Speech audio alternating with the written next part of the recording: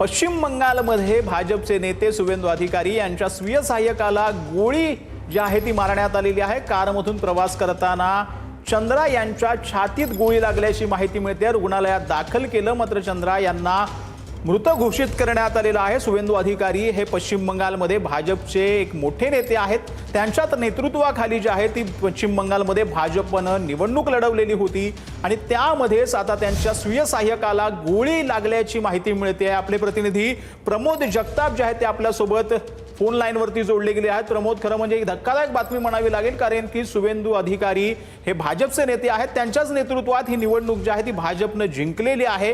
जवळपास 200च्या पार जो आहे तो आकडा भाजपचा तिथं मिळवलेला आहे। सत्ता स्थापनेसाठी देखील हालचालींना वेग आलेला असताना अशा वेळेला शुवेंदू अधिकारी यांच्या पीएची हत्या जी आहे ती करण्यात आलेली आहे। काय अधिक माहिती प्रमोद? सचिन, अगदी बरोबर, तुम्ही जसं आता म्हणालात त्याप्रमाणे खूप धक्कादायक बातमी आहे।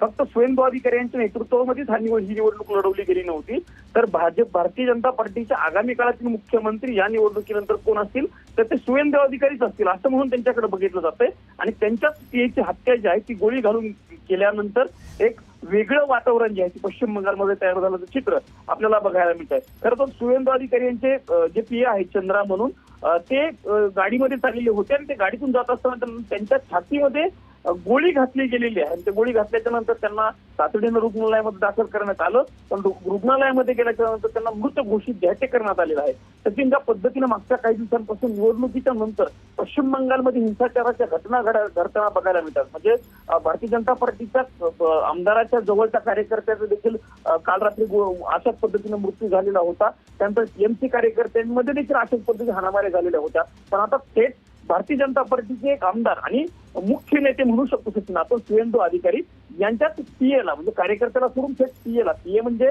आमदारांचे किंवा नेत्यांचं सगळं बघण्याचं काम हे पीए करत असत, स्वीय सहाय्य करत असत। आणि त्याच पीएची आता हत्या केली गेल्यामुळं एक प्रकारे पश्चिम बंगालमध्ये चिंतेचं वातावरण निर्माण झाल्याचं चित्र आपल्याला बघायला मिळतंय। सचिन, खरं तर 9 तारखेला नव्या सरकारचा, भारतीय जनता पार्टीच्या नव्या सरकारचा सत्ता स्थापन हे पश्चिम बंगालमध्ये होणार आहे। पण त्या घटनेला म्हणजे सरकार स्थापन होणार 2 दिवस बाकी असताना आज अशा पद्धतीने घटना घडल्यामुळे एक चिंतेचं वातावरण असल्याचे पश्चिम बंगालमध्ये आपल्याला बघायला मिळते।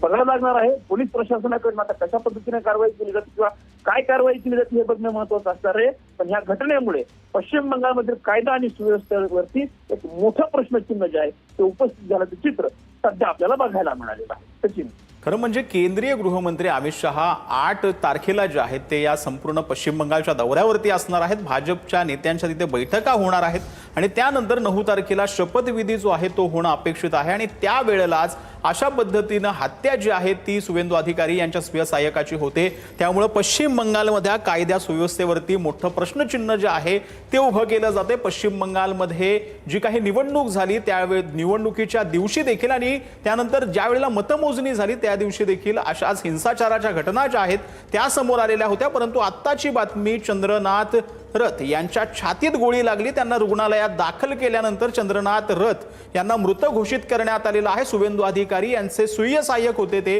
त्यांना गोळी मारण्यात आलेली आहे। त्या गोळी काचा ज्या आहेत त्या गाडीच्या फुटल्याचं आपल्याला आपल्या दृश्यांमध्ये पाहायला मिळत आहे।